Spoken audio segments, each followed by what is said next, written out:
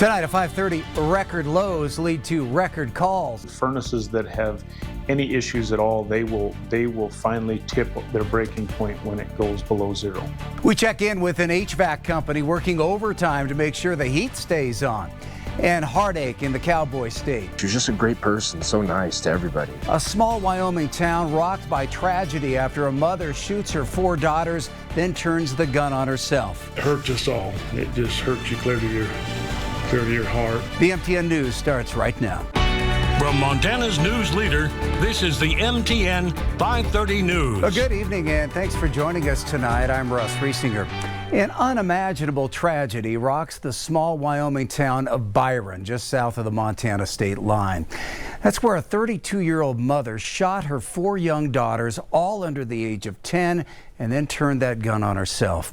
Well, tonight, 3 of those little girls are dead, with the other fighting for her life. Our Matt Carmack is in Bighorn County, Wyoming, as friends come to grip with the heartbreaking details.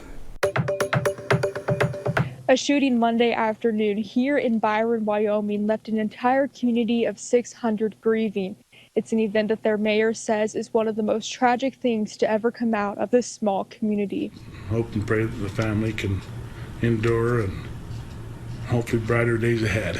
It was here on the 200th block of Shoshone Avenue where the unimaginable took place. It was approximately 1:30 in the afternoon Monday when 32-year-old Tranielle Harshman called 911 reporting that her 4 children had been shot and were likely dead.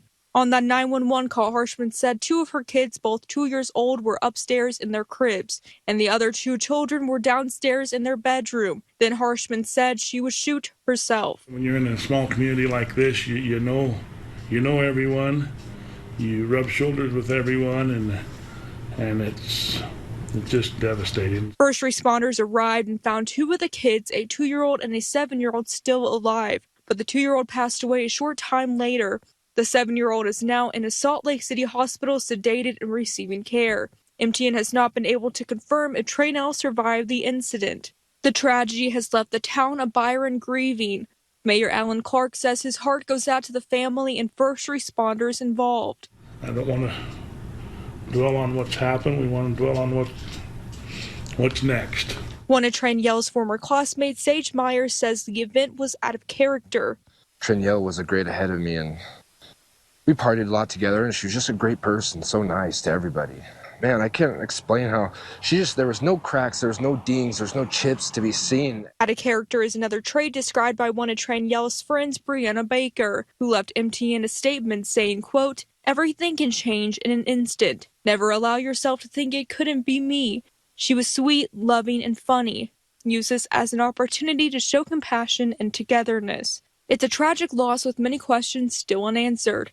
In Byron, Matt Carmack, MTN News. A GoFundMe has been set up to help the husband and father, Cliff Harshman, who was not in the home at the time of the shooting, with nearly $50,000 raised in less than 24 hours. That money will help ease the financial burden of funeral expenses, hospital bills, and ongoing family support. That fundraiser was created by co-workers of Cliff Harshman, with the organizer writing, quote, "This devastating event has left Cliff and his loved ones reeling in grief, struggling to come to terms with the immense void left in their lives." But we are right in the thick of the deep freeze. Bitter cold temperatures have fallen over Billings, shattering a daily record.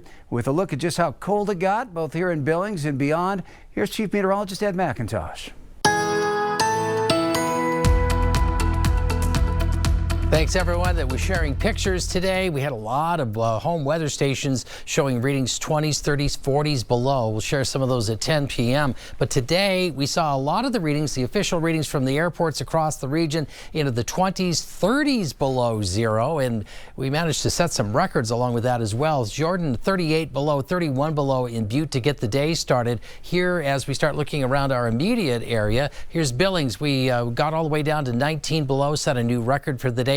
Livingston 23 below. Sheridan, you were a couple of degrees shy, but right in there at 17 degrees below zero. And unofficially Baker coming in at 38 degrees below zero and setting a new record there. We've got more cold on the way overnight. The dark blue shaded areas, we can see wind chills back down to as low as -40, and we can see 25 to 35 in the light blue shaded areas, which includes most of our area. More on the forecast coming up in a few minutes. Those bitter cold temperatures kept many of us indoors, but not all were so lucky. For local HVAC and plumbing businesses, days like this are their Super Bowl. Our Charlie Kleps tagged along with a crew this morning working overtime to make sure the heat stays on. When you first walk outside, it seems beautiful. The sun is shining, the snow is shoveled, but looks can be deceiving. And we all know how quickly bad things can happen when it's this cold. We all know the feeling. Usually comes every year. I mean, there's usually at least a few days of it. That moment when the weather turns blistering cold and it's difficult to even get in your vehicle for the day. When the temperature drops down below zero, our phones ring off the hook. But Caleb Simcox isn't just running his own personal errands. He's gearing up for a busy day of work. Hello? Hey, good morning. This is Caleb with White. How you doing today? Simcox works as a technician for White Heating and Air Conditioning. He says the extreme cold always means some extremely busy work days. If there's something that's kind of teetering on the edge that was maybe getting ready to go out on it, usually this running it constantly in this weather will escalate whatever it's got going on. And that's exactly what's going on here, as the cold weather is speeding up problems with one Billings resident's furnace. We can see hundreds of calls inside of an hour, and trying to deal with every one of them gets very difficult because the phones just don't quit ringing when it gets this cold. Owner Kurt White says Simcox project is just one of dozens of calls they'll receive on a day like today. A good reminder to have your furnace checked before every winter. It's a lot easier to deal with it versus catching it when it's 20, 30 below and we're extremely busy. Though White understands stuff happens. We start early and we run late. Especially on days as cold as this. All hands on deck and run as many calls as you can. In Billings, Charlie Kleps, MTN News. The U.S. Marshals Service is pushing back on a federal prisoner rate increase at the Yellowstone County Jail. Last month, the Yellowstone County Commissioners passed a resolution raising rates from $85 a day to $117 a day for both federal and state DOC prisoners to cover what they say are the actual cost to house an inmate. Well, the resolution is scheduled to take effect April 1st, despite Marshal Craig Anderson saying the new number hasn't been proven accurate yet. Our Haley Monaco takes us inside the negotiations.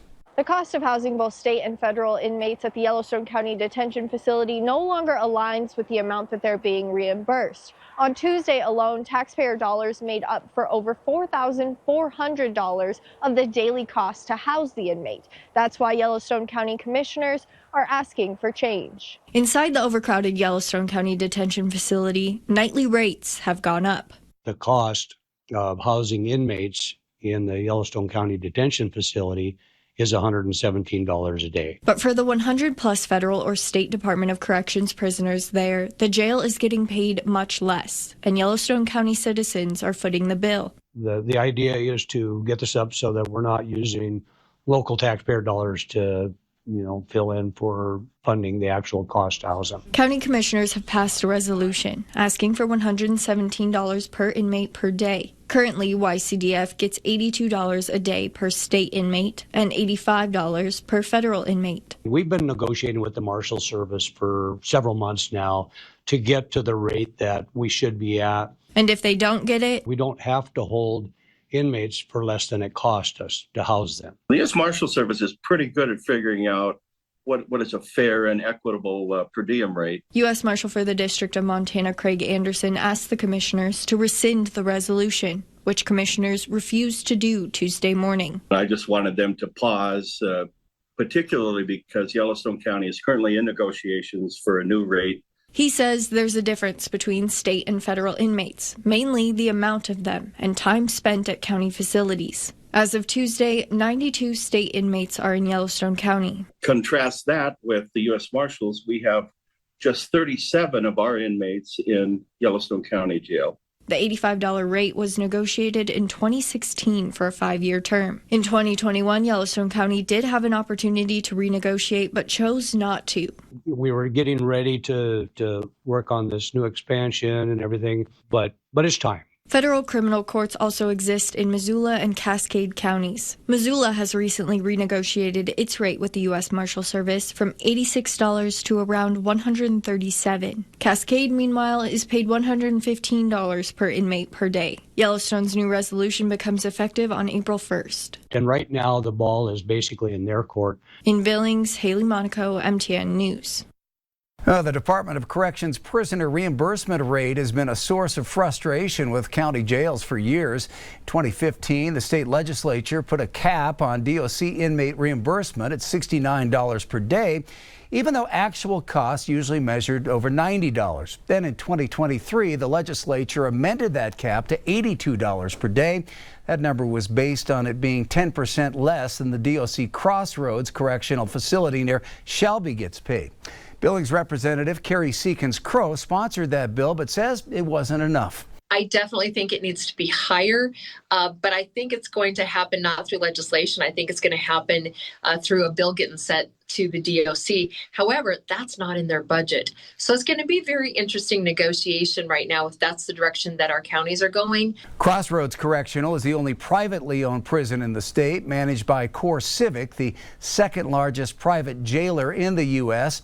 As of Tuesday, that facility was completely full with 766 inmates, with 409 other DOC prisoners on jail holds in counties across Montana.